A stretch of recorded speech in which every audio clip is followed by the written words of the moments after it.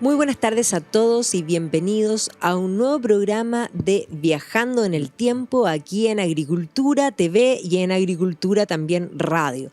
Estamos aquí con Barbarita. ¿Cómo estás, Barbarita? Bien, pues Maida, ¿tú cómo estás? Bien, contenta de esto de los viajes. Me gusta este concepto también de ciudades, ir combinando Como con de ir historia de sí. personajes, como que lo hace ameno. Sí, Además, a mí me encanta viajar, tú sabes. Sí, a mí también, pues no, imagínate. Pero a nosotros no? nos gusta viajar juntas. Sí, pues nos gusta viajar juntos. Pero bueno, ¿a quién no le gusta viajar? Yo creo que no hay nadie en el mundo que te diga, no, a mí no me gusta. Bueno, salvo la gente que le tiene como un poco miedo a los aviones, eso sí. puede ser como una especie de No, tortura. y la gente pero... que es como casera. Hay gente que como que sí, les gusta, pero como que rápidamente ya en el viaje quieren volver. Claro. A mí me pasa que siempre no quiero volver. No, pues uno se quiere quedar a vivir en los lugares. Como diciendo, en realidad yo me acomodaría viviendo aquí. Y yo creo que yo podría pasar una temporada, no sé si irme a vivir para siempre, pero podría pasar una temporada en la ciudad donde vamos a viajar hoy día. Me parece. Yo, de hecho, voy a estar prontamente por allá.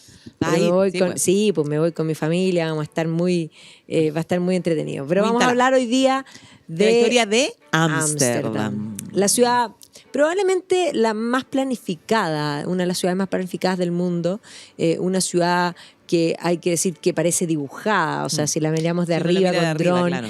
Es esta ciudad llena de canales, de casitas angostas por razones prácticas, porque efectivamente hay que entender que en Holanda se pagaba impuestos por fachada. Económica, además. Sí, claro. Por eso, práctica. Claro. Ya, con tal de pagar menos impuestos, construyeron las casas más flacas, punto. Claro, porque el impuesto era por los fachada, metros por metro fachada.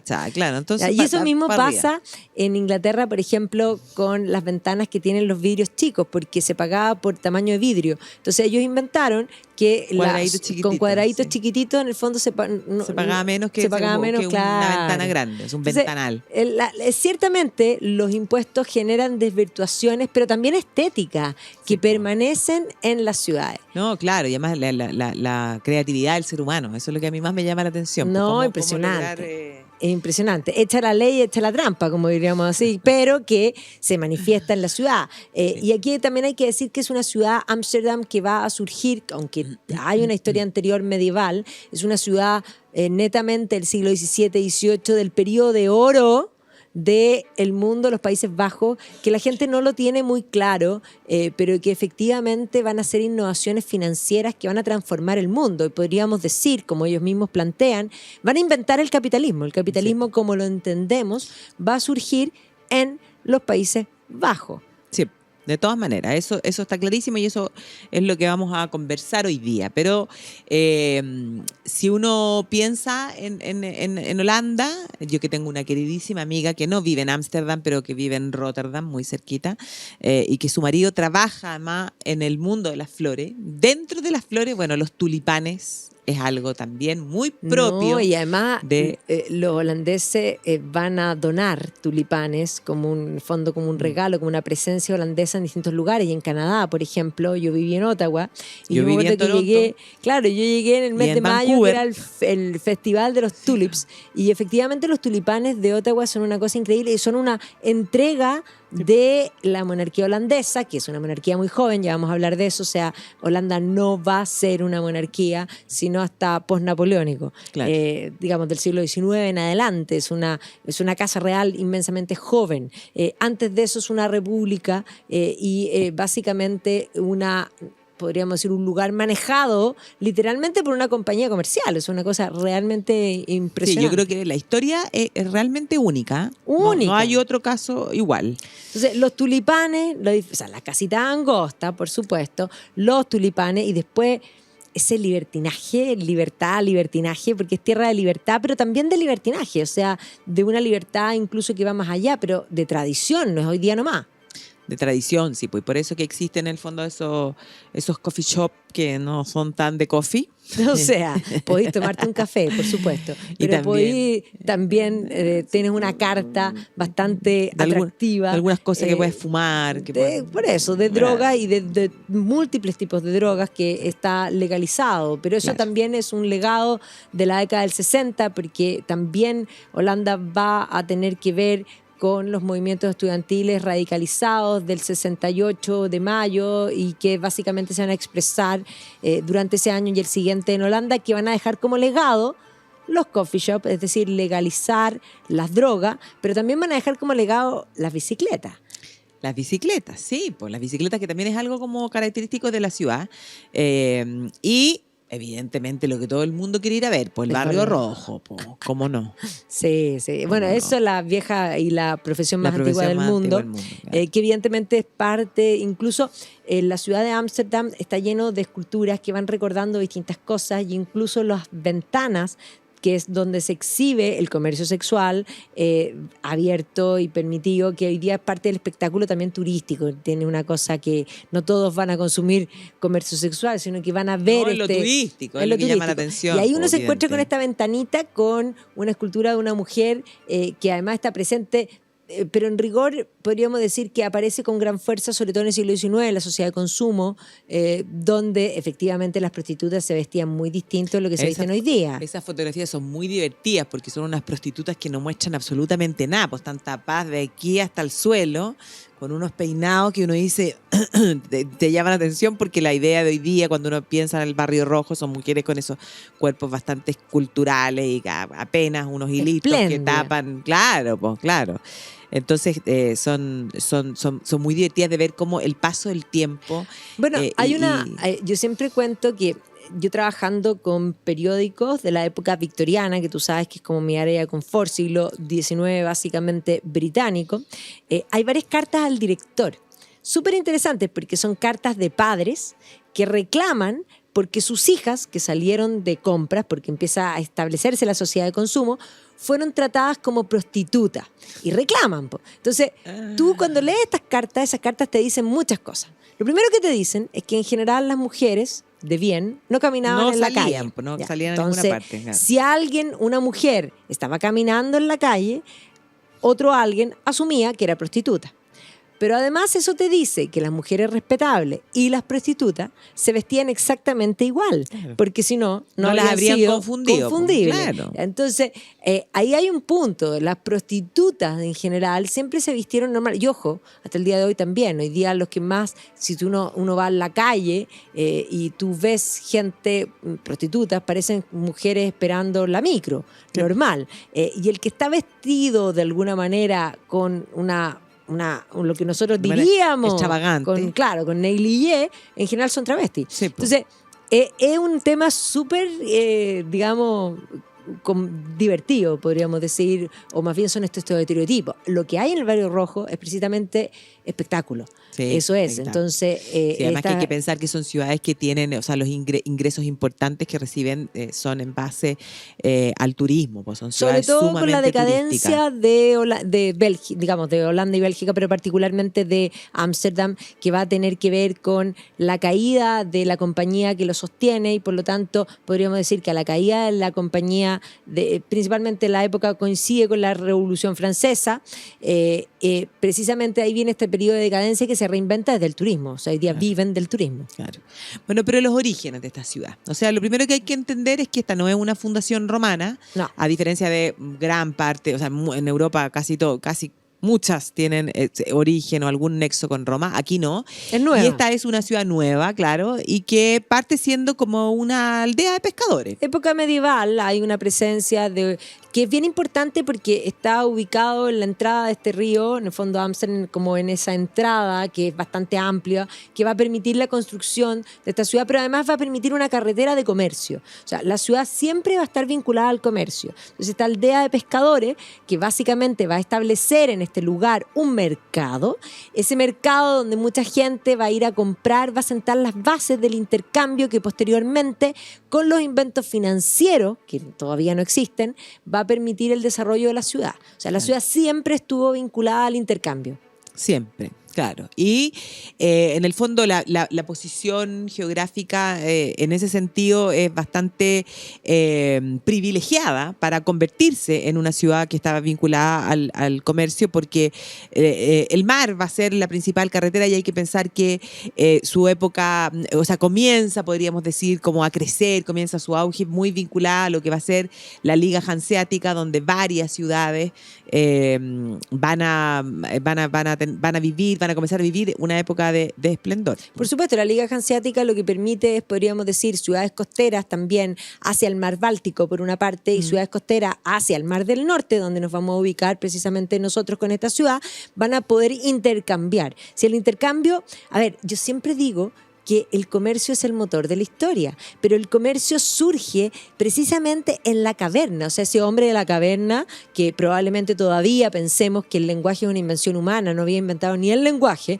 y decía, y de pronto se dio cuenta de que le sobraba una cosa, pero le faltaba otra, y en el fondo claro, presionó, ¿qué hacemos? ¿qué hacemos? Nos cambiamos, a ver, si el comercio es algo natural, el intercambio es algo natural, y el comercio es el motor de la historia. Donde hay comercio, se expande la espérate, cultura y no entran las balas. No, pero lógico, hay que pensar, claro, la invención de la escritura, o sea, eso Bueno, no, de hecho, claro, no fue la para... escritura se inventa no para hacer ni poesía no, ni po, filosofía, para hacer contar, negocio. para decir, te pasé 3 cebollas, por lo tanto me debes tú 3 cebollas o me pasas a mí 3 manzanas, que son las cosas que a ti te sobran y quedamos Bueno, para de hecho, tomar registro de las aquello. tablas sumerias, que claro, estuve ahí, las tablas sumerias son de arcilla y tienen como unos puntos, unas rayas que no nos dicen nada. Pero básicamente lo que Uniforme. dicen son, en el fondo, deudas. Eso es lo que se dice. Claro. Porque la palabra crédito, de hecho, el crédito es una gran invención humana, pero el crédito viene de la Credo. raíz es credo, de creencia. Es decir, yo te presto plata, Barbarita, Creo. y yo creo que tú me vas a pagar. Pero como puedes la memoria es equivocarte. frágil, Voy la a dejarlo escritura anotado. fue necesaria y se deja anotado. O sea, tú me debes tanto y me lo tienes que pagar en tal fecha. Eso es lo que dicen las tablas Y sumerias. si no, O sea, te lo presto en cuota y te voy a cobrar te voy a cobrar más porque otro tú poquito, un te interés. quedaste con mi capital, el interés también. Y es más, ojo, que súper temprano en la historia va a haber noción de la pérdida de valor de dinero. O sea, si uno va a los monjes incluso medievales, uno ya se encuentra con este concepto de que el dinero va perdiendo su real valor. O sea, un concepto que no podemos hablar de inflación porque todavía no entendían lo que era la inflación, pero sí, básicamente eso es lo que van asumiendo, ¿ya? Porque esto no es un problema de hoy, la inflación. Claro, hoy día entendemos lo que es la inflación, sabemos lo que es, sabemos qué es lo que lo produce y por lo mismo podemos combatirla. En la historia siempre existió. El problema es que no entendían lo que era, Claro. y tampoco sabían cómo resolverlo, combatirla. cómo combatirlo. Pero sí entendían que si yo te presto plata hoy día y tú me lo devuelves en 10 años más, lo que Claro. me vas a devolver no tiene el mismo ya valor. no vale lo Claro. mismo. Por O sea, eso tengo que pagarte interés. exactamente. Así es. Así que bueno, como decíamos, esta va a ser una ciudad sumamente vinculada al comercio, una ciudad que además me quedé pensando en el hecho de que también es conocida como la Venecia del Norte y eso hace... Los canales, pues. Claro, por los canales, pero eso también me hace recordar que si uno piensa en San Petersburgo, por ejemplo, Sí, po. Pedro el Grande, que es en el fondo el creador de San Petersburgo, va a viajar por Europa para cuando decide en el fondo occidentalizar a Rusia, decide viajar por Europa y uno de los lugares a donde va es precisamente Ámsterdam. Entonces ve la ciudad, conoce la ciudad, visita los astilleros, por esa idea que él tenía de que tenía que transformar a Rusia en una potencia naval. Y cuando vuelve, copia todo, po. Y entonces uno también dice de San Petersburgo la Venecia del Norte, porque también está No, y llena de hecho, canales. vamos a ver que Claro. los barcos Los van a ser barcos, po. esenciales Claro. y los astilleros van a ser esenciales precisamente en la historia de Ámsterdam. Entonces, cuando uno ve, por ejemplo, estas litografías que más o menos van mostrando los mapas de la ciudad, en un comienzo es la entrada del Amstel con, de alguna manera, algunos pocos canales alrededor, que es el comienzo de esta ciudad que era pequeña. Era pequeña, pero que tenía esta importancia que además coincide, súper importante, que en el periodo tardío medieval, inicio del Renacimiento, el arte flamenco, porque en general se habla de Flandes, porque era una unidad, eran estos Países Bajos, como hoy día también se habla de Países Bajos y Coya, no se habla mucho, de hecho, de Holanda. Si tú ves en los fútbol, hablan de Países Bajos. Claro.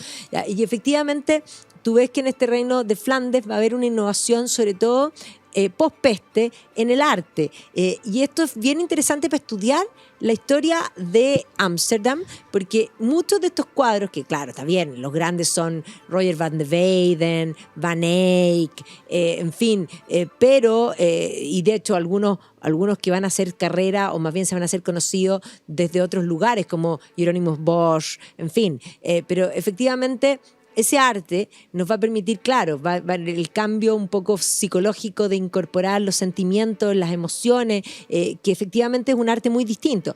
Pero detrás de las imágenes uno puede ver pedazos de la ciudad. Entonces es súper interesante mirar, sobre todo para estudiar cualquiera de las ciudades, no solamente Ámsterdam, Amberes, en fin, tú vas viendo cómo la ciudad va enriqueciéndose, porque la peste negra... Claro. Va a implicar, después de la pospeste, un auge económico, porque se muere la mitad de la población, Bárbara. Claro, entonces la torta se reparte entre menos. Por lo tanto que va a haber riqueza, y esa riqueza hay que mostrarla. Y entonces, efectivamente, en estos cuadros, en esta pintura flamenca, uno ve, se respira como la prosperidad, porque son cuadros bien realistas, con mucho color, pero donde tú ves una ciudad, las vestimentas, por ejemplo, o sea, notas que es un ambiente de riqueza, de prosperidad, ves cómo la ciudad va creciendo. Entonces los cuadros te sirven por una parte como por el valor pictórico que tienen, pero también como un registro histórico, bueno, o sea, como una hecho, fuente para estudiar una historia. Cosa importante es que, claro, tú dices la torta se reparte entre menos. Sí, les va a caer plata a un montón de gente, pero además, como la peste negra implicó esa idea de que la muerte está presente en forma constante, es gente que ahora tiene plata, pero está dispuesta a gastar. Obvio. Está dispuesta a gastar. Carpe y eso diem. es súper importante, porque hay gente, si tú tienes la plata, pero tú la ahorras, no generas digamos, esa expansión económica que se va a generar. Un poco todos los que son amantes de la idea keynesiana de intervenir, Keynes decía, ahora hay que ahorrar, ahora hay que gastar, un poco como incentivo. Bueno, este periodo del siglo XV es de gasto, ¿ya? Y de gasto y de ostentación. Me hubiera gustado vivir ahí. Sí, yo creo que sí. El único problema, a mí me encantaría haber vivido un montón de etapas. Mi único problema es que el mundo sin antibiótico era muy precario. Sí, no, tremendo. Pues, pero pensemos en la parte, en que no nos enfermamos. buena. No nos vamos a enfermar. No nos vamos a enfermar. Pero ya vamos a volver con esta historia, vamos a comerciales y volvemos en unos minutos. Agricultura TV.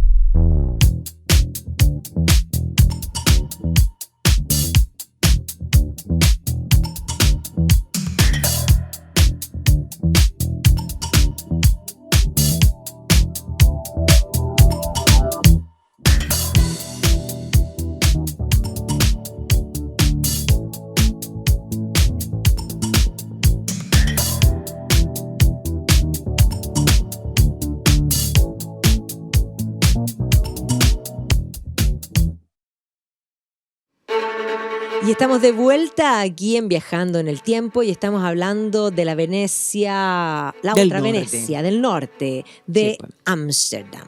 Estamos hablando de esta bellísima ciudad, que como tú decías, bueno, va a tener el punto de inflexión, el punto cuando esta cosa se estalla, ¿ah? Es cuando efectivamente se crea esa compañía comercial que la verdad se va a transformar como en el eje, en el motor, o sea, el país va a ser absolutamente, pero eso va a surgir, estábamos hablando del periodo anterior renacentista, pero efectivamente después, durante el Renacimiento, se van a producir las guerras de religión, y las guerras de religión van a ser tremendas en la zona de Flandes, y eso va a culminar con la división de Holanda protestante, Bélgica católica, pero ellos mismos hablan de la guerra de los 80 años como una guerra de las independencias, porque una guerra que se extiende desde Felipe II, Felipe III, Felipe IV. Cuarto. O sea, la verdad es que es una guerra muy larga. Y Claro, es que hay que, en el fondo, ¿por qué tiene que ver España? Hay que entender que estos territorios, en el fondo, le correspondían ¿ya? Desde el matrimonio de Maximiliano de Habsburgo con María de Borgoña, en el fondo, a los herederos de los Habsburgo le corresponden estos territorios. Entonces los Habsburgos van a ser emperadores del Sacro Imperio Romano Germánico, señor de los Países Bajos, además de que van a llegar después con Carlos V al reino de España. Y entonces y cuando Carlos V abdica, le deja a su hermano Fernando el archiducado de Austria y la posibilidad de ser emperador, que así va a ser, y a Felipe II le deja el Flandes. Imperio Español y Flandes. Y Claro, entonces, hay que entender que Carlos V, Carlos I de España, había nacido en Gante, o sea, en Bélgica. Bélgica, sí, O sea, era flamenco.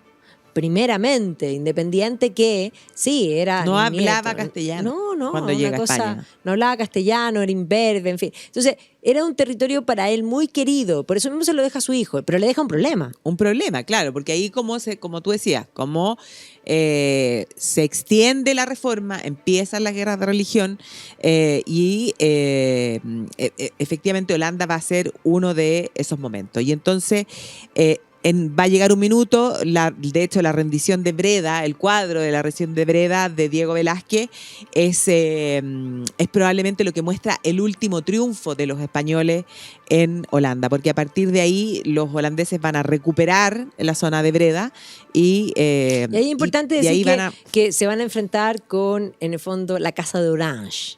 Porque, claro, la gente habla de Holanda y habla, es más, en el fondo la naranja ¿Por qué la mecánica naranja? como concepto era el concepto de por qué juegan de naranja. La Casa de Orange es precisamente de lo que se va a forjar esta escisión y esta división que una vez que ya se define y se consolida, por eso ellos hablan de guerra de la independencia, ya puede reinventarse. Claro. Entonces, Pero ahí aparecen varias figuras, porque también va a destacar muchísimo en las guerras de Flandes el hermano o medio hermano de Felipe II. Sí, pues Juan de Austria. Efectivamente va a destacar algo que a Felipe II no le gustaba mucho, porque la verdad es que tiene que haber sido bien terrible. Hay que entender Imagínate enterarte súper tarde que tenía un hermano. Y además cuando ya Carlos estaba muerto, entonces ni siquiera podía pasarle la Reclamarle. cuenta. Claro, pasarle la cuenta. Porque, ¿Cómo que claro, tengo un hermano? Claro, porque Carlos V, después de que queda viudo y que sufre tremendamente, o sea, podríamos decir que se le acaba un poquito la vida, ¿ya? Cuando muere Isabel, van a pasar los años y él va a tener una relación, pero una relación que al parecer no fue una relación de gran importancia con una tal Bárbara Blumberg, pero de esa relación van a nacer un hijo que se va a llamar Jerónimo, ¿ya? Y que cuando Carlos V ya está en Yuste, cuando decide abdicar e irse al monasterio, va a educar a este Jerónimo sin decirle que es su padre. Y después que en el testamento, cuando ya muere, en el fondo le pide a su hijo Felipe II y le dice que tiene un hermano que se llama Jerónimo, que hay que darle todos los títulos, cambiarle de nombre, un nombre que sea más de un Habsburgo, y entonces ahí surge la figura de este Juan de Austria que se va a destacar no solo aquí en las batallas, en las guerras en Flandes, sino que también en la batalla de Lepanto. O sea, es uno de los grandes héroes de Lepanto. Sin duda, ¿no? Va a ser una figura, además una figura súper querible, ¿eh? Sí, pues, y claro, y Felipe II un poco como que le tiene envidia y eso es lo que hace que finalmente lo aleje de la corte en España. Bueno, pero tú decías que Velázquez pintó la rendición de Breda, que es el final ya, que de hecho lo pinta después. Claro, la rendición de Breda es como de 1600, en la década de 1620 y Velázquez pinta en 1630. ¿no? Y hace algo genial, pues, genial porque es algo que nunca ocurrió. Bueno, Velázquez, el arte es política. sí, pues. No, y además que este cuadro se lo piden a Velázquez porque en ese momento tenían los reyes en España un nuevo palacio que era el Palacio del Buen Retiro y por lo tanto había que decorarlo y había que decorar el Salón de las Batallas. Entonces a varios pintores se le piden cuadros y evidentemente que el de Velázquez fue el mejor, porque es esta rendición de Breda. Y entonces él hace una cosa marquetera de lo que quiere el cuadro. Del deber ser. Claro, no, y el fondo del cuadro es como un documental, porque es algo que ha pasado hace muy poco tiempo, ya el triunfo, pero en ese momento ya no les está yendo tan bien en la guerra en Flandes. Entonces Velázquez hace una cosa como marquetera y entonces pone a al comandante español, al holandés, ¿ya? Spínola y Nassau. ¿Ah? Y entonces pone a Nassau, al holandés, en el fondo en una actitud como de sumisión, entregándole las llaves a Spínola, y Spínola, el español, como diciendo, no te preocupes, Empavonado, un tranquilo. poquito, claro. Pero como esa España católica, perdonadora, consoladora, y entonces como que le toca al hombre, así como diciendo, tranquilo, solo perdimos Solo perdiste en una una ciudad. batalla, claro. Eso nunca pasó. Spínola nunca entregó las llaves. El español tampoco jamás desmontó de su caballo para recibir las llaves. O sea, eso no ocurrió. Simplemente la ciudad se sitió. Es un relato. Claro, es un relato. Y en ese relato, además, Velázquez hace algo genial, porque Velázquez tenía un alto concepto de sí mismo. Se pinta él. Claro, se pinta Se él. pinta él en N cuadros. En N cuadros, po. O sea, uno siempre piensa que en las meninas, que es como que uno lo ve ahí con su paleta, como diciendo, No, que cacha. además después le agregaron la Sí, Cruz de po. Santiago, que eso no, él no lo pintó. No, po, no. Porque en ese entonces no tenía No. esa distinción. Claro, se la entregan después y entonces la cruz va a incorporar al cuadro después. Pero claro, Velázquez lo que hace ahí es que él se pinta él, pero elegantísimo. O sea, probablemente es el más elegante de todo el cuadro, porque está como con un traje que tú ves como de terciopelo, porque tenía esa capacidad de decirte de qué tela eran las cosas. Como de terciopelo medio verdoso, grisáceo, con un sombrero, con unas plumas. Magnífico. Esas son las que necesito yo para los mosqueteros. Sí, pues exactamente, esa necesita. Y además, no solo se pinta en el cuadro, sino que Velázquez nos está mirando al espectador, o sea, a nosotros. Siempre desafiando. Claro, pues, Soy yo. Soy yo y tú estás mirando mi cuadro, estás con esa cara de mirando mi cuadro. Y abajo hay un papelito, ¿ya? En este cuadro donde se supone que Velázquez tendría que haber poner la firmado. firma. Pero como en ese momento ya la autoría del cuadro era indudable, Velázquez lo que hace es dejar el papel en blanco. No, ni firma. Ni siquiera firma. Velázquez. Nomás. Solo Velázquez pinta como Velázquez. Solo Velázquez pinta como Velázquez. Y bueno, entonces Velázquez tiene que ver también, en el fondo, con esta historia que estamos contando de esta guerra de los 80 años, de esta guerra de la independencia, donde, bueno, finalmente se va a dar esa división y en la parte, en el fondo, de Bélgica va a quedar católica y Holanda finalmente pasa al lado protestante. Claro, y aquí es donde sí ya vamos a tener el surgimiento del periodo de oro. Y aquí también, así como Velázquez pinta ese ocaso, los holandeses van a comenzar a pintar precisamente el auge. ¿Ya? Y aquí tú ves una serie de cuadros que obviamente el Rijksmuseum alberga varios de estos, pero probablemente una de las figuras más importantes de este periodo, el grande de Ámsterdam, está presente. ¿Quién será, Barbarita? Rembrandt. Por supuesto. Que Sí, pues. Rembrandt es el nombre. Sí, pues. Rembrandt van Rijn. Claro, es Uno como de repente firmar piensa- Leonardo. Claro, pues uno de repente piensa que... ¿Qué es el apellido? Que es el apellido, claro. No, pero no, Rembrandt van Rijn. es su nombre, sí, pues. Por Rembrandt eso está, Rijksmuseum. claro. Rembrandt está completa y absolutamente asociado a lo que es la ciudad. Rembrandt es un capítulo en sí mismo dentro de la historia del arte.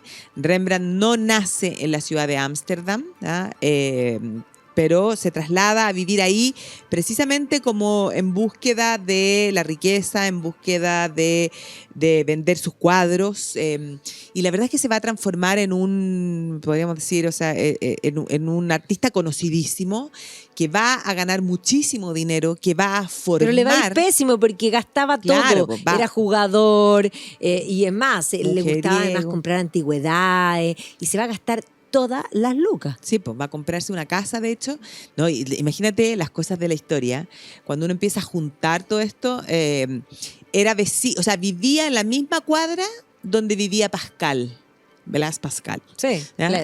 Claro, entonces, imagínate, eran vecinos. ¿cachai? Oye, vecino, me da Claro, azúcar. vecino, Velázquez le tiene que haber ido a pedir a Velázquez Pascal. le tiene que haber porque- pedido azúcar porque sí, la verdad es que se la gastaba todo se y no gastó tenía ni todo una. y Velázquez, o sea, Rembrandt murió. Sí, Rembrandt. Rembrandt, estamos con los nombres. Rembrandt murió, se dice que en el momento en el que muere, lo único que le quedaba eran sus pinceles y sus pinturas. Sí, porque además se le muere el hijo, Se le se muere muere el primero hijo, la sí. señora. No, una cosa realmente tremenda. Pero es importante entender que Velázquez, o sea, Velázquez, Rembrandt, nos quedamos con va en busca, me quedé pegada con la Sí, rendición. yo también. Bueno, va en busca de este mejor pasar en Ámsterdam, precisamente porque en Ámsterdam, en este periodo, se va a inventar esta compañía de las Indias Orientales holandesas.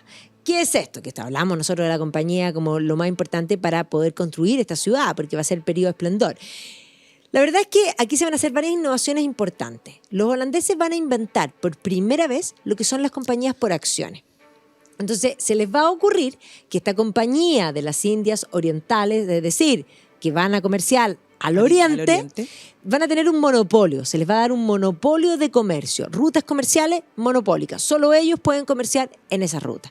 Y lo que van a hacer para poder capitalizar, para poder tener la plata para hacer andar la compañía, es dividir la compañía en pedacitos. Se llaman participants, que son acciones. Y las van a vender a la gente. O sea, la gente va a comprar y la compañía va a empezar a hacer los negocios y va a repartir las utilidades. Y a esta compañía le va a ir de increíble. Repartir riqueza. Es más, es súper importante dimensionar porque la VOC, como se lo conoce, va a ser la compañía más grande que ha existido en la historia. Si nosotros hoy día tomamos la Coca-Cola, Microsoft, Apple, ya, dame más compañía, suma lo que tú quieras, ya, las ponemos todas juntas, no suman lo que era la compañía de las Indias Orientales, que de hecho van a tener enclaves en distintos lugares. Es más. No, y cómo se van a ir construyendo ciudades. Por supuesto. Que son va a tener que ver con la compañía. Claro, y que son como copia. Sí, porque claro, si era como un estado en el fondo. O sea, tenía. Y cómo eran como ejércitos. copia de Ámsterdam. O sea, como la planificación, o sea, y todo si eso. uno mira lo que es Batavia, que estaba en Tailandia, lo que en el fondo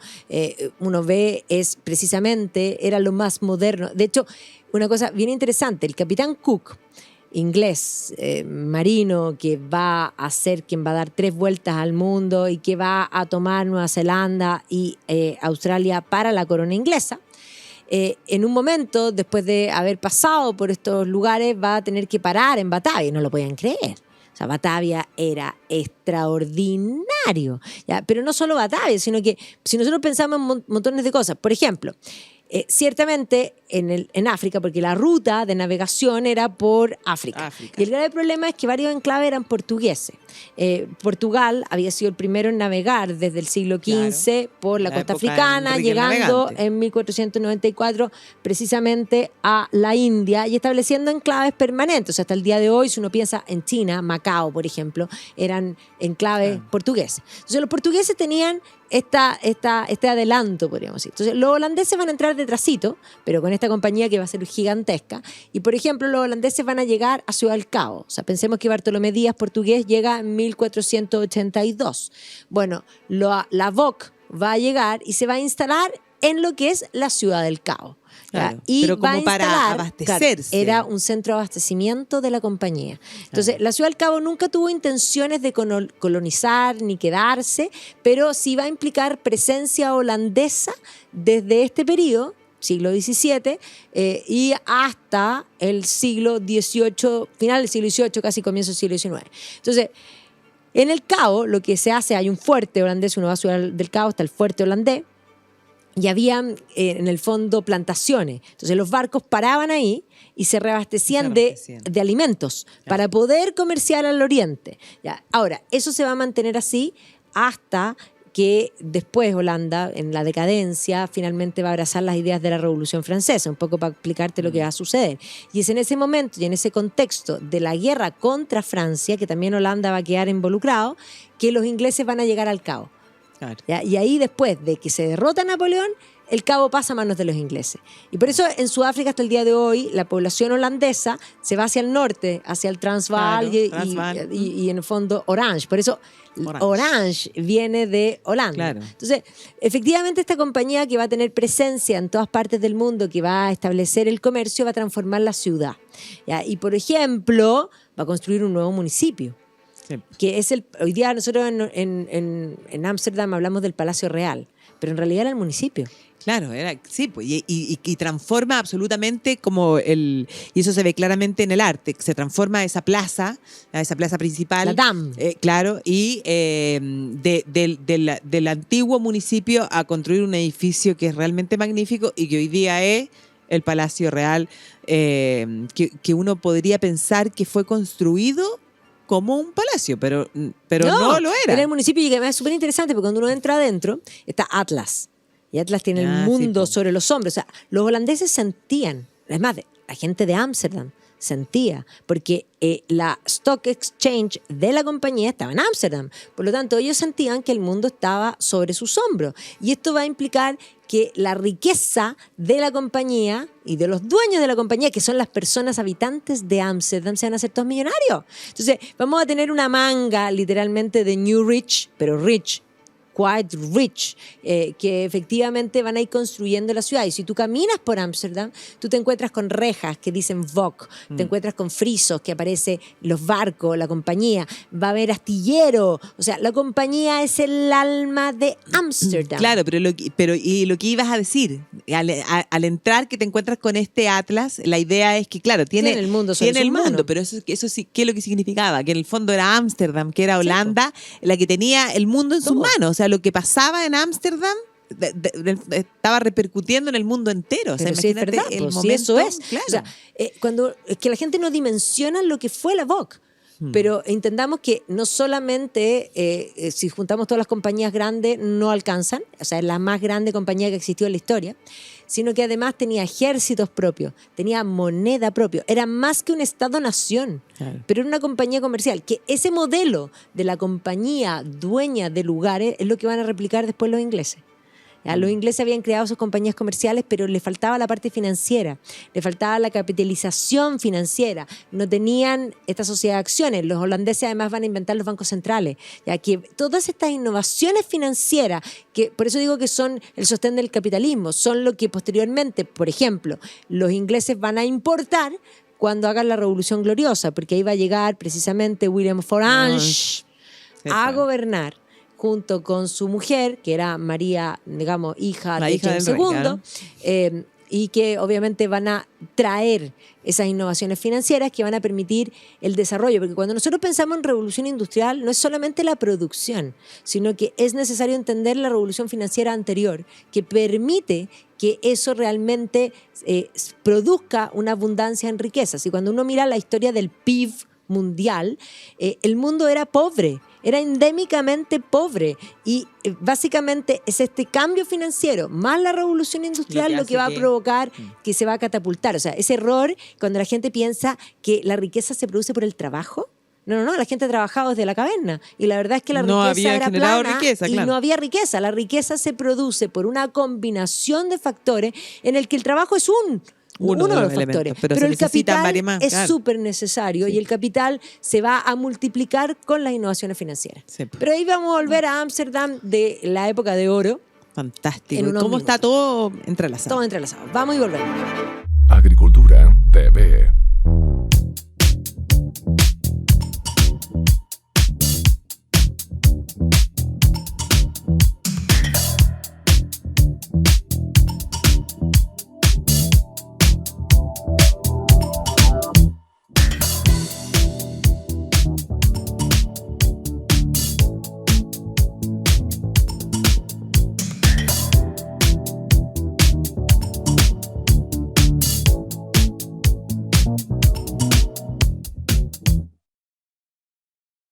Y estamos de vuelta aquí en Viajando en el Tiempo y estamos en Ámsterdam en plena época del época auge. de oro, se llama. Época de oro. Porque es Sí, época pues, de oro, después oro y plata, después plata plata. y después...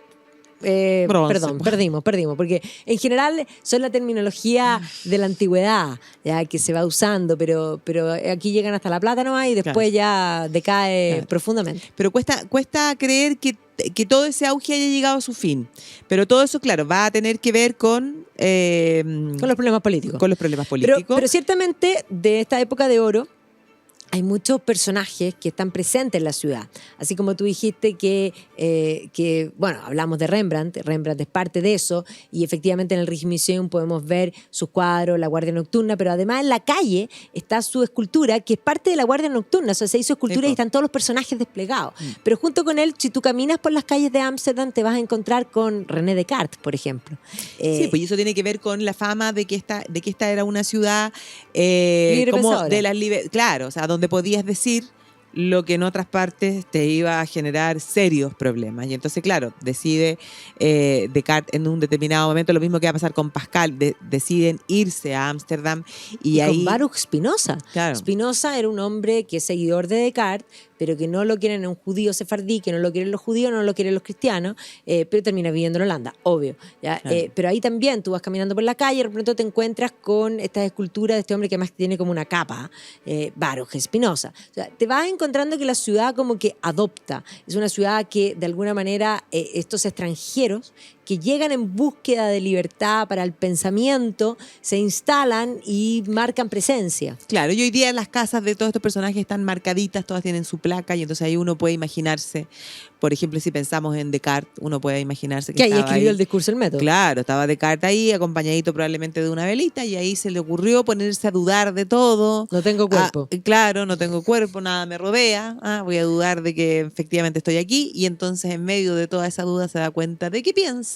y de que si piensa es porque existe, y entonces su cogito ergo sum, y el cambio fundamental y trascendental en la filosofía. Exacto. Ahora, Y otra de las cosas, espérame, ¿sí? que te quería preguntar, que yo creo que es por eso, porque las casas tradicionales así larguitas, típicas de Ámsterdam, hay algunas que son más anchas o que uno de repente Sí, podría pensar, bueno. son 3 casas.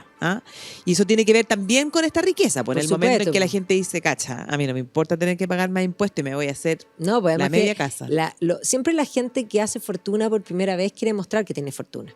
Y una forma evidente de mostrar que tienes fortuna es que tu fachada sea más ancha, porque eso demuestra que de partida tenéis la plata para pagar los impuestos, pero deja en evidencia, o sea, siempre hay ese afán de ostentar, ¿ya? Y que tiene que ver con haber hecho fortuna muy aceleradamente. Y eso mismo, las llamadas Hughes, las casas son las Hughes. Y las Hughes, hay varias casas que se pueden visitar que hoy día son museos, que además muestran los interiores de esta riqueza de este periodo de oro, donde además cada uno trata de mostrar su mismidad, porque no es solamente que las casas son de colores, son flaquitas, algunas más anchas, sino que las cornamentas de arriba Sí, pues hay son unas bien distintas, decoradas, bien- súper decoradas para decir esta es la mía. Claro. Ya, que ojo, es una cosa muy propia, porque por ejemplo, si tú vas a Dublín, que alguna vez hablaremos de Dublín tiene zonas georgianas donde todas las casas son iguales. Lo que las distingue es la puerta. puertita. Claro, la puerta De que color. está pintada de distinta color. ¿Ya? Y que, ojo, hay muchas teorías, pero la realidad de las puertas de colores tiene que ver que solo quien era propietario, no arrendatario, podía Podía pintar su puerta. pintarla. Entonces, la gente quería mostrar que era propietario. O sea, a mí me va bien. Soy dueño de casa. Sí, po, Y me tengo pinto una mi propiedad. puerta, o sea, si la tuya es amarilla, la Yo la mía va a pinto ser roja, verde. verde. Claro, y si la de esta es verde y otro también la quiere verde, de otro tono de verde. ¿Ya? Otros dicen que era porque. No, esa es llega- la leyenda, la mejor. es cuando, claro, llegaban todos medios pasados y reconocer tu casa, Porque en Dublín se toma. pero cantidad. Se toma. Entonces, claro, para poder reconocer cuál era tu casa, tenías que tener la puerta pintada de un amarillo fosforescente. Claro, y eso que se ve en las puertas en Ámsterdam se ve principalmente en las cornamentas, ¿ya? Porque las casas se ven todas iguales, pero son, y de hecho, los nombres de las Hughes tienen que ver con esas ornamentaciones en particular que van a ir surgiendo. Entonces, podríamos decir que es una ciudad donde, aunque no hay una fachada continua, porque no la hay una armonía de la diversidad que va conversando de una manera, pero fabulosa. Sí, pues extraordinaria. Extraordinario, o sea, es muy, muy bonito. Muy Sí. bonito, muy armónico. Hay edificios Yo creo neoclásicos. que, claro, yo creo que eso es lo que. Yo creo que esa armonía es lo que le otorga. Bueno. Y los coloridos. Sí, la armonía, el colorido y el hecho de que, bueno, existan todas las entradas del mar, o sea, que la hace ser súper fotográfica, súper escénica, y el hecho de que incluso si uno piensa en la arquitectura más actual, siguen manteniendo la misma idea, pero con una arquitectura moderna, entonces es por eso, y magnífico. también esa idea de marcar la diferencia, las vanguardias, o sea, la arquitectura moderna de Ámsterdam es tremendamente vanguardista. O sea, es uno de los lugares de vanguardia hasta el día de hoy, y básicamente por ensalzar ese concepto de individualidad. Claro. Ya que eso es, en el fondo, lo que destaca.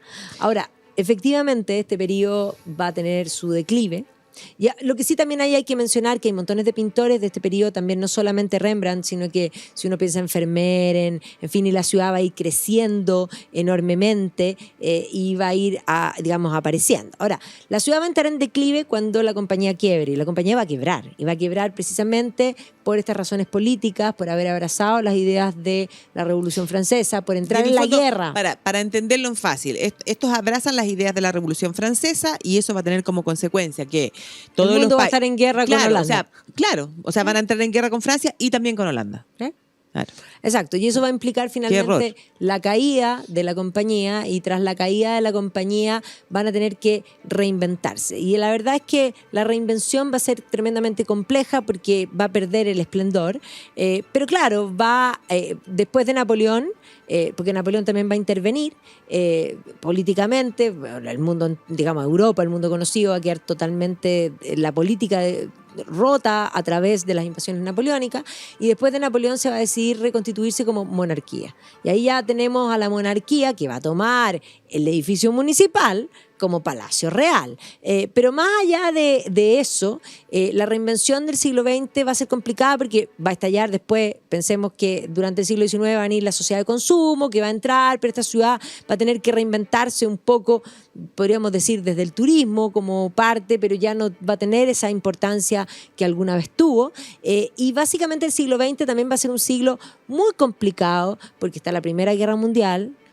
Después está la Segunda Guerra Mundial, van a ser ocupados por los nazis, y ahí también la ciudad va a quedar marcada en particular por la figura de Ana Frank, en el sentido de que es esta historia que está pues, contada, con rostro de una niñita, con rostro, que de alguna manera aglutina tantas historias, porque Ana Frank representa a todos aquellos que no tuvieron voz. Sí. Y entonces ahí está esta historia real donde efectivamente uno de los atractivos de la ciudad de Ámsterdam es visitar la casa de Ana Frank. Ahora, junto con eso y antes un poco, pero también moderno hoy día, porque el museo también se va a quedar en el siglo XX, está la figura de Van Gogh, que Van Gogh va a estar, claro, en todos los Países Bajos por largo tiempo, pero su carrera pictórica no la hace en Ámsterdam. Su carrera pictórica la hace parte en París, en el sur de Francia y luego en el norte, un poquito más al norte de París. Pero ahí va a ser fundamental la figura de su sobrino, sí, porque este pobre Van Gogh, la verdad es que no generó un 20 en su vida. Vendió un cuadro. Sí, no, a mí lo que más pena me da es esa historia de que los cuadros los utilizaban para tapar las murallas. Las murallas, las grietas en la casa de la mamá, así como hay un hoyo. O sea, imagínate que se murió este tío, que había sido un cacho de Theo toda la vida, porque se murió él y se murió Theo. Theo se había casado con Johanna y tenía un hijo que también le puso Vincent. Entonces, cuando muere Theo, Johanna queda sin ni uno, con el niño y con la manga de cuadros de este, digamos, de este tío loco que lo único que se pintó. Que evidentemente, ahora, ella es la que lo promueve y empieza a llevarlo a exposiciones. Claro, ella tiene que haber pensado, ¿qué hacemos con todo esto? Algo tiene que valer toda esta cuestión. Vamos vendiendo. En 1905, una exposición donde van a llegar alemanes que eran de un movimiento que se llama Die Brücke, que son los expresionistas alemanes, van a realmente tomar a Van Gogh como influencia. Entonces, de 1905 y entrado al comienzo del siglo XX, Van Gogh se va a hacer inmensamente famoso. Así como no vendió ni un cuadro en vida, se va a convertir en el ángel guardián de Johanna y de su sobrino. O sea, así como él había pechado, porque siempre se sintió culpable de pechar de su hermano Theo, bueno, va a ser este Vincent sobrino el que va a fundar el museo. ¿Ya? Y el museo hoy día está remodelado porque es un museo moderno, ¿ya? Claro. Pero no es la fundación de Vincent tal, pero sí la colección. Porque, claro, aunque no pintó en Holanda, esos cuadros llegaron a Holanda porque se los mandaba a Theo, además porque Theo se los supuestamente comercializaba, pero la verdad es que nunca vendió más que un cuadro. Entonces, ciertamente tiene una colección muy valiosa y vale la pena. O sea, como nosotros empezamos, vamos a ver a Ana Frank, Vincent Van Gogh sin duda es una figura muy importante en Ámsterdam por este museo. Ahora, las mejores colecciones, porque pintó muchísimo, 900 cuadros, en 3 años, una cosa impresionante. Las mejores colecciones son privadas de Van Gogh, pero la colección pública, abierta, más importante, pues, sin duda, es esa. Entonces viene todo el siglo XX, la ocupación nazi, y ya de la posguerra hay otra cosa súper importante que va a dejar legado en la ciudad, que son los movimientos Provo. ¿Qué es el Provo? Sí, eso es bien raro. Te explico. A ver, mayo del 68 es el movimiento estudiantil francés que está empapado, podríamos decir, por el neomarxismo. ¿Qué es el neomarxismo? El neomarxismo se va a inventar desde la década de los años 20 y un poquito antes, desde la Escuela Crítica de Frankfurt. Y esa Escuela Crítica de Frankfurt que reinterpreta el marxismo y lo llama estructuralismo, o sea, el concepto de estructuras, en fin. Bueno, porque básicamente el marxismo es tiene la idea estructural. Las estructuras. Bueno, Sí. pero la idea de la Escuela de Crítica de Frankfurt va a ser retomada y replanteada en la posguerra. En Francia van a marcar, van a calar, y no solo en Francia, en Estados Unidos también. Marcuse era profesor universitario en Estados Unidos. Entonces Jean-Paul Sartre, que es existencialista, también con la Simone de Beauvoir, son todos marxistas. Y esto va a penetrar también en Holanda. Entonces en Holanda va a surgir este movimiento que se conoce como el movimiento Provo. El concepto es de provocar. ¿Ya? El provotariado. Y este concepto Imagínate, de provocar provotariado, ya. lo que busca son los primeros en hacer performance. Ya los primeros en tener una Sí, unas revista. cosas muy raras. Ya, pero ellos empiezan a abogar, podríamos decir, son los primeros en un poco como avanzar incluso en conceptos más modernos como lo que va a ser podríamos decir, la deconstrucción como concepto. Entonces, efectivamente ellos en este movimiento lo que van a llamar es a terminar con la sociedad establecida, con los cánones, podríamos decir, no solo burgueses, sino que cristianos como concepto. Y por lo tanto ellos van a llamar a liberalizar las drogas, al aborto libre, y van a usar como emblema la bicicleta blanca. Entonces todos andaban con estas bicicletas blancas, nadie usaba bicicletas. Nadie entendía, claro, ¿no? Y, bueno, Y ahí, por qué la ejemplo, en bicicleta ese blanca? marco vemos a John Lennon. Sí, pues Yoko Ono Sí. haciendo esta protesta por Con la paz en la cama, con la bicicleta bicicleta. blanca, Sí, ¿ya? Y genial. que evidentemente al año siguiente va a llegar Pink Floyd. Este es el momento en que Jim Morrison hace un concierto en Ámsterdam donde literalmente apaga la tele y después se va a morir a París No, porque sí, po. se le pasaron las drogas cantidad. Entonces, efectivamente esto va por una parte a penetrar, porque esto todo va acompañado también de protestas sociales, de manifestaciones sociales que va a entrar Sí, la pues, policía. en las calles. Va a ser un tema tremendamente complejo de las performances, o sea, el rock, esa combinación drogas, alcohol, en fin. Janis Joplin, Claro, Deep Janis Purple. Joplin también va a estar presente, que también va a morir de sobredosis. O sea, Sí, toda po. esta generación se Claro, les va y a ahí pasar es el cuando ya LSD. uno, sí, po, y ahí se le va a pasar la mano, sí.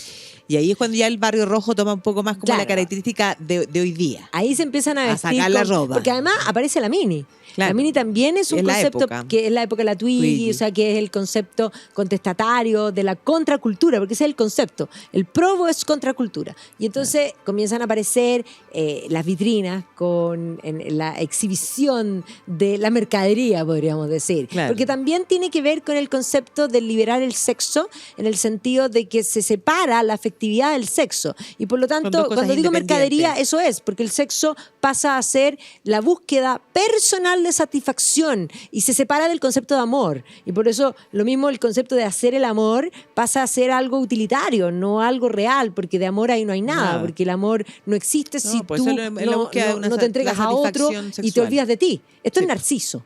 Esto es Claro. narciso y utilitario. Esto es instrumentalizar el ser humano. ¿Ya? Claro, pero- es materialista, porque como es Es marxismo. materialista. Exactamente. Pero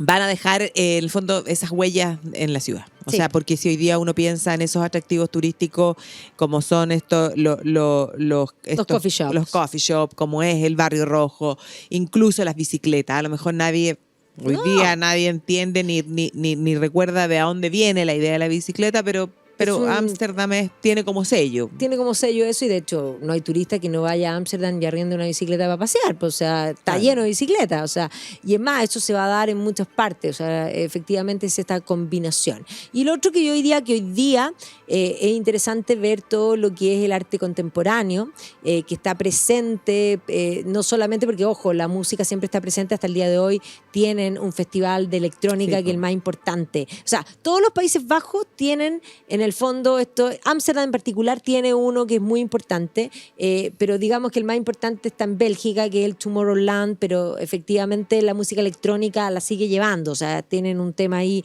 súper vanguardista. Es escénico para las películas, montones de películas se van a grabar precisamente en Ámsterdam, pero hoy día una de las cosas que sello son la arquitectura, o sea, el DI, por ejemplo, que es el museo de cinematográfico, que es un edificio súper moderno, muy raro. Hay otro que es como una bañera, o sea, la vanguardia arquitectónica de Ámsterdam marca pauta. O sea, incluso hay canales que tienen estas casas que son como especie como de container, que de alguna manera emulan las Hughes antiguas, porque son como Hughes, ¿ya? Pero que son con canales y que son modernas. Hay unas también de adultos mayores. Claro, eso te iba a decir, que tiene como unos balconcitos. Hay otras de container que son como islas, que están flotando. Una cosa realmente increíble. La humedad. ¿Será eso? Yo no, la humedad pregunto. es una cosa tremenda, porque todas estas ciudades que están sobre el mar implican, de hecho, hay varias cosas que se hunden y tienen que, hoy día hay unas técnicas para inyectar ciertos materiales por debajo, un poco lo mismo que le pasa al Parlamento británico, lo que le pasa a Venecia. Venecia se está cayendo a pedazos. Sí, ahora, aquí podríamos decir y Venecia que verde estaba hace unas semanas atrás. No sé tremendo, porque además vienen unas algas y unos olores, pero que te los encargo. Aquí, de alguna manera, la tecnología, porque coexiste esto antiguo y hoy día podríamos decir hay un momento nuevamente pujante de Ámsterdam por el mismo turismo, que ha hecho que surjan todas estas vanguardias que se notan a la vista. No es un edificio y cada uno tiene una mismidad en sí. Entonces, por eso digo, DI es probablemente el más emblemático, pero hay hasta una pirámide, ¿ya? Que es una casa. Ahora, súper incómodo, yo digo, todas esas casas es súper incómodo, el interior tiene que ser algo muy complejo, pero incluso hay edificios de Renzo Piano, ¿ya? Que es un arquitecto italiano súper famoso. O sea, aquí hay una competencia por las vanguardias. El de Renzo Piano parece como un barco. Así, una cosa verde, además. Pareciera como el color que toma el metal. El cobre. Claro, como exactamente ese es el color. Pero vale la pena de todas maneras, y ahí por eso hay mucho que ver, hay mucha historia, pero sobre todo hay mencionar la riqueza que alguna vez tuvo y cómo una ciudad es capaz de reinventarse. Más allá de haber perdido. De haber perdido el motor que había significado la compañía, la Vogue, cómo logró encontrar, a lo mejor no el mismo, no fue el mismo motor ni que generó este gran cambio en la historia, pero sí se reinventó y hoy pero día sí podríamos es una decir ciudad... que ese legado capitalista de la competencia es lo que se plasma en la ciudad hasta el día de hoy, y por eso estas vanguardias de hoy día son tan vanguardistas, porque cabe esa posibilidad de la libertad, de la competencia en el mercado como concepto que es virtuoso. Sí, es virtuoso. sin lugar a dudas. Así que bueno, la próxima semana nuestro viaje a vamos a ir a otra parte con Cocha, porque Cocha nos lleva a todas partes. A todos lados. A Ámsterdam también. Sí, pues con Cocha puedes organizar el viaje de tus sueños a donde tú quieras, y además que con la completa y absoluta tranquilidad de que no se les escapa ni un solo detalle. No, y además, para todos ustedes, nos vamos con Cocha, porque nosotros en la red cultural somos Powered by Cocha. Nos vamos en septiembre, 25 de septiembre, al sur de Inglaterra. Así que aquellos interesados reserven, porque siempre estos cupos se terminan. Y obviamente, si alguno tiene interés de viajar con nosotros, es del 25 de septiembre al 13 de octubre. Vamos al sur de Inglaterra, Cornwall, Devon, Wessex, Essex, Sussex, East Anglia, Londres. Pueden ir y vamos a hacer un viaje fascinante. Así que gracias, Barbarita. Muchas gracias. Gracias a todos nos vemos ustedes el próximo domingo. y nos estamos viendo el próximo domingo.